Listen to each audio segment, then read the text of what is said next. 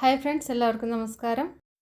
അപ്പോൾ ഒന്ന് ഉരുളക്കിഴങ്ങ് മുട്ടയ്ക്ക് വെച്ചിട്ടുള്ള ഒരു പൊട്ടറ്റോ പാറ്റീസാണ് ഉണ്ടാക്കി കാണിക്കുന്നത്. നല്ല ടേസ്റ്റുള്ള ഒരു ഈവനിങ് സ്നാക്സ് അല്ലെങ്കിൽ ബ്രേക്ക്ഫാസ്റ്റൊക്കെ ആയിട്ട് ഇത് കഴിക്കാവുന്നതാണ്. അപ്പോൾ നമുക്ക് കണ്ടു നോക്കാം എങ്ങനെയാണ് ഉണ്ടാക്കുന്നതെന്ന്. അപ്പോൾ നമ്മുടെ ചാനൽ സബ്സ്ക്രൈബ് ചെയ്യാത്തവരും ഫോളോ ചെയ്യാത്തവരൊക്കെ ഉണ്ടെങ്കിൽ ഒന്ന് സബ്സ്ക്രൈബ് ചെയ്യുക. അതുപോലെ തന്നെ ഫോളോ ചെയ്യാനൊന്നും മറക്കണ്ട. പിന്നെ ഇഷ്ടപ്പെട്ടാൽ ഈ വീഡിയോ ഒന്ന് ഷെയർ ചെയ്യണേ. അപ്പോൾ അതിന് വേണ്ടിയിട്ട് ഒരു 4 ഉരുളക്കിഴങ്ങ് വേവിച്ചെടുത്തിട്ടുണ്ട്. ഇതൊരു 1/2 കിലോ ഉണ്ടായിരിക്കും കേട്ടോ. അപ്പോൾ നിങ്ങൾക്ക് പകുതി അളവിൽ വേണമെങ്കിൽ അങ്ങനെ ഉണ്ടാക്കി നോക്കാം. അപ്പോൾ 4 ഉരുളക്കിഴങ്ങ് വേവിക്കുമ്പോൾ ശ്രദ്ധിക്കണം, ഇതിങ്ങനെ വല്ലാതെ വെന്ത് കുഴഞ്ഞ് പോകുന്ന രീതിയിൽ ഉരുളക്കിഴങ്ങ് വേവിച്ചെടുക്കരുത്. വളരെ ഒരു 1/2 ഗ്ലാസ് വെള്ളം കുക്കറിൽ ഒഴിച്ചിട്ട് വേവിച്ചെടുക്കുക. ഇതിൻ്റെ തൊലി പൊട്ടാത്ത രീതിയിൽ വേണം ഉരുളക്കിഴങ്ങ് വേവിച്ചെടുക്കുക കേട്ടോ. അപ്പം അങ്ങനെ വേവിച്ചെടുക്കുമ്പോൾ അങ്ങനെ ശ്രദ്ധിക്കണം. വളരെ കുറച്ച് വെള്ളം ഒഴിച്ചിട്ട് മാത്രമേ ഉരുളക്കിഴങ്ങ് വേവിച്ചെടുക്കാവൂ. അല്ലെങ്കിൽ തൊലി പൊട്ടിയിട്ട് അതിൻ്റെ ഉള്ളിലേക്ക് വെള്ളം കിടക്കും. അതുകൊണ്ടാണ് ഞാൻ അങ്ങനെ പറയുന്നത്.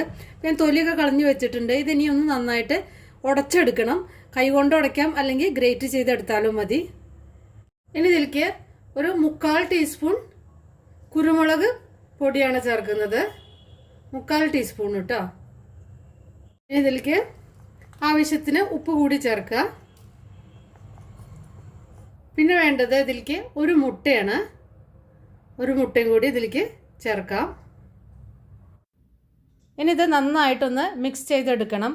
അപ്പോൾ ഉരുളക്കിഴങ്ങ് അധികം കഷ്ണങ്ങളൊന്നും ഇല്ലാതെ തന്നെ പൊടിച്ചെടുക്കാൻ ശ്രദ്ധിക്കുക.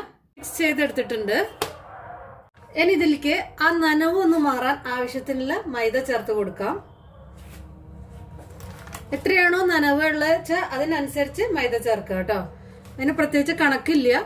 ആ നനവ് മാറുന്നവരെ നമുക്കിത് നന്നായിട്ട് കുഴച്ചെടുക്കാൻ പറ്റണം. ആ ഒരു രീതിയിൽ ഒരു ഡോ ആക്കി എടുക്കണം.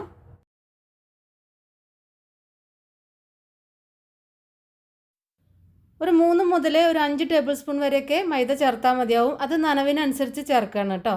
പിന്നെ നിങ്ങൾക്ക് ബ്രെഡ് ക്രംസ് ഇതിന് പകരം ചേർക്കാം. ഇനി ഇതിലേക്കുള്ള മസാല ഒന്ന് റെഡിയാക്കാം.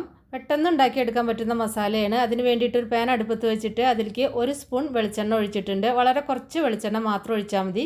വെളിച്ചെണ്ണ ഇല്ലെങ്കിൽ വേറെ മറ്റുള്ള ഏതെങ്കിലും ഓയിൽ ഒഴിച്ചാലും മതി. വെളിച്ചെണ്ണ ഒന്ന് ചൂടായി വരുമ്പോൾ ഇതിലേക്ക് 1 ടേബിൾ സ്പൂൺ ഇഞ്ചി വെളുത്തുള്ളി പേസ്റ്റ് ഒന്ന് ചേർക്കുക. ഇനി ഇതിലേക്ക് കുറച്ച് പച്ചമുളക്, എരിവിന് ആവശ്യമായിട്ടുള്ള പച്ചമുളക് ചേർത്താൽ മതി. ഇഞ്ചി വെളുത്തുള്ളിയൊക്കെ ഒന്ന് പച്ചമുളകൊക്കെ മാറിയതിൻ്റെ ശേഷം മാത്രം ചേർത്താൽ മതി കേട്ടോ. പിന്നെ ഒരു വലിയ സവാള ചെറുതായിട്ട് അരിഞ്ഞതും കൂടി ഒന്ന് ചേർക്കുക. സവാള നന്നായിട്ടൊന്ന് വാടി വരണം. ഇനി ഇതിലേക്ക് ആവശ്യത്തിനുള്ള ഉപ്പ് കൂടി ചേർക്കുക. അപ്പോൾ പച്ചമുളകൊക്കെ മാറിയിട്ട് സവാളയൊക്കെ നന്നായിട്ട് വാടി വന്നിട്ടുണ്ട്. ഇതിലേക്ക് ഒരു ലേശം മഞ്ഞൾപ്പൊടി ചേർക്കാം. 1 ടീസ്പൂൺ മുളക് പൊടിയാണ് ചേർത്തിരിക്കുന്നത്. അതും കൂടി ചേർത്തിട്ട് ഒന്ന് വഴറ്റുക.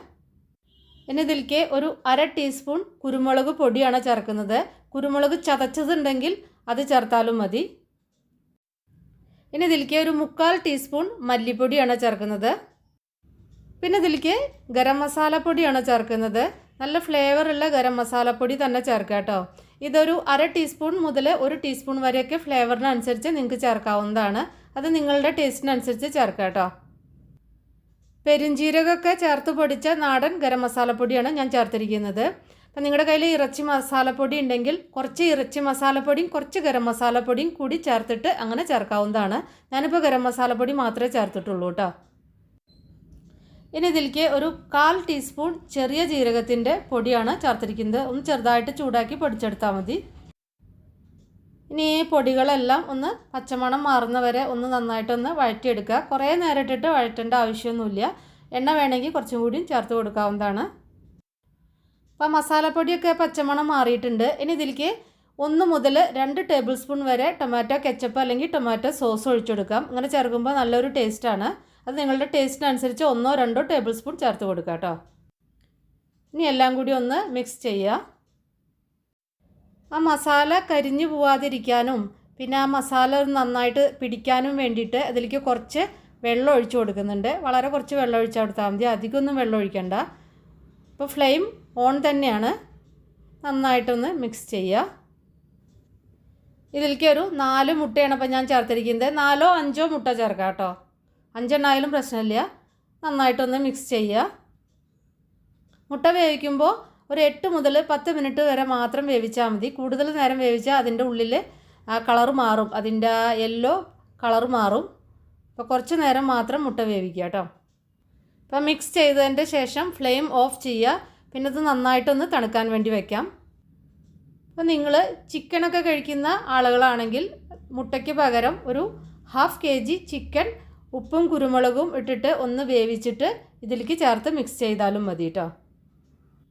ഇത് നന്നായിട്ട് തണുത്ത് വന്നിട്ടുണ്ട്. ഞാൻ ഇതിലേക്ക് കുറച്ച് മല്ലിയില കൂടി ചേർത്തിട്ടുണ്ടായിരുന്നു കേട്ടോ. അപ്പോൾ മല്ലിയില ഉണ്ടെങ്കിൽ അതും കൂടിയും ചേർത്താൽ നല്ല ടേസ്റ്റാണ്. ഇത് ഒരു പാത്രത്തിൽ വെള്ളം എടുത്തിട്ടുണ്ട്. നമ്മളെ കൈയൊന്ന് നന്നായിട്ട് നനച്ചു കൊടുക്കുക. എന്നിട്ട് പൊട്ടറ്റോൻ്റെ ആ ഫില്ലിംഗ് ഇല്ലേ, മൈദയായിട്ട് മിക്സ് ചെയ്ത് അതിങ്ങനെ എടുക്കുക. എന്നിട്ട് കുറച്ച് ഒരു നാരങ്ങ വലുപ്പത്തിലുള്ള പൊട്ടറ്റോ മിക്സ് എടുക്കുക. അതൊന്ന് പരത്തിയിട്ട് ഈ ഫില്ലിങ് അതിൻ്റെ ഉള്ളിൽ ആവശ്യത്തിന് വെച്ച് കൊടുക്കുക. കുറേ അങ്ങോട്ട് വെച്ച് കൊടുക്കരുത്.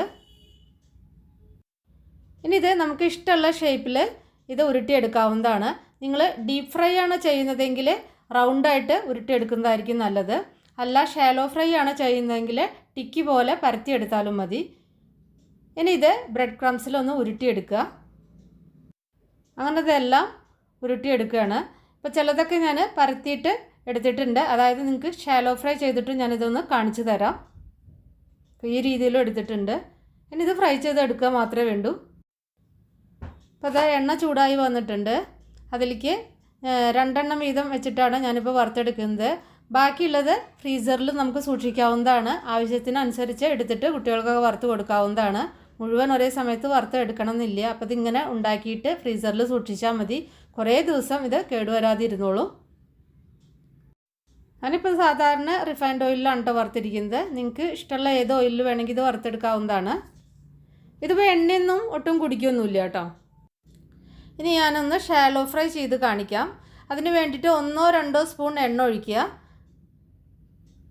എന്നിട്ട് ടിക്കി പോലെ പരത്തിയിട്ടുള്ള ആ പാറ്റീസ് ഇതിൽ വയ്ക്കുക. റൗണ്ടായിട്ട് നമ്മൾ ഉരുട്ടിയെടുക്കുമ്പോൾ എപ്പോഴും കൂടുതൽ എണ്ണയിൽ വറുത്തെടുക്കാനാണ് എളുപ്പം. ഇത് പിന്നെ കുറച്ച് എണ്ണയിൽ, അതായത് ഷാലോ ഫ്രൈ ചെയ്യുമ്പോൾ നമുക്ക് എപ്പോഴും ഇതേപോലെ ടിക്കി പോലെ പരത്തിയിട്ട് ഫ്രൈ ചെയ്തെടുക്കുകയാണ് എളുപ്പമുണ്ടായിരിക്കുക. അപ്പോൾ അത് നമുക്ക് ഇഷ്ടമുള്ള രീതിയിൽ നമുക്ക് ഉണ്ടാക്കിയെടുക്കാവുന്നതാണ്. അപ്പോൾ ഉണ്ടാക്കി നോക്കിയിട്ട് നിങ്ങളുടെ ഫീഡ്ബാക്കൊക്കെ അറിയിക്കുക. ഇഷ്ടപ്പെട്ടാൽ ലൈക്ക് ചെയ്യാനും ഷെയർ ചെയ്യാനും ഫോളോ ചെയ്യാനും കമൻറ്റ് ചെയ്യാനൊന്നും മറക്കണ്ട. അപ്പോൾ നമുക്ക് വേറെ ഈസി റെസിപ്പി വീണ്ടും കാണാം. Thank you.